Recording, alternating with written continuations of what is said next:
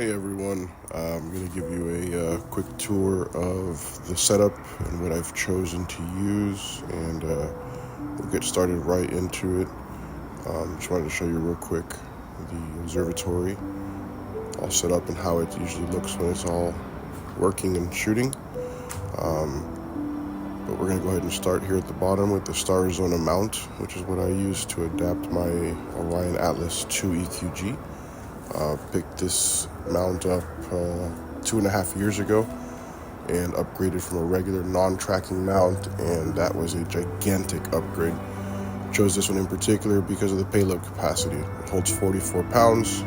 I'm at 23.4 pounds of use, and it's a simple plug and play, very strong, very elegant machine, and I have basically this hand controller plug all the way up to the ASI Air Plus.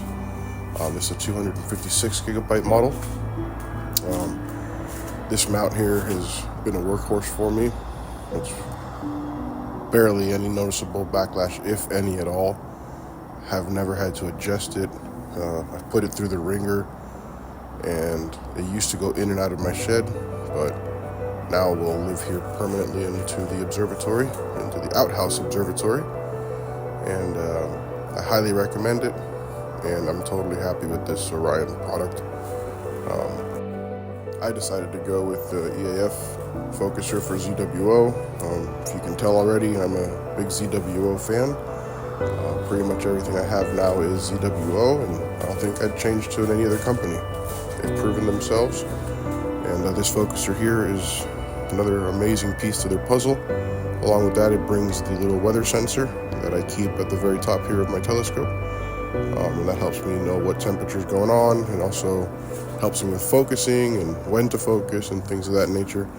And this goes plugged right into my main camera to keep all the cables as minimal as possible.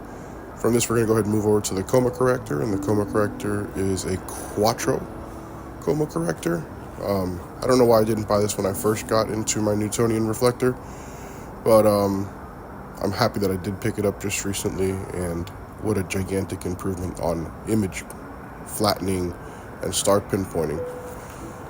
From there, we're going to go ahead and move to the ASCAR OAG mount that I have on there, and that is connected shortly after that. Right behind it, you're going to see the ASCAR M54 filter drawer, which inside has the UV IR cut filter that I use here in South Florida. Unfortunately, we're in a Bortle 8/9 sky, and right after that, you're going to see my main camera, which is my 071 MC Pro, which is a color camera, cooled, and you'll see how everything's plugged right into it, along with my guide camera, my focuser, and the power cable.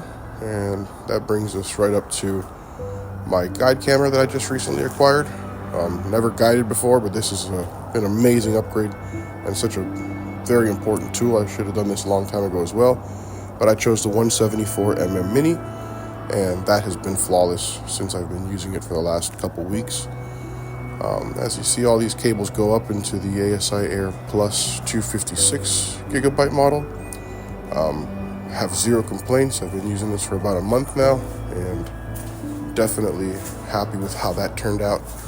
You'll see my Orion 8-inch telescope itself, the optical tube.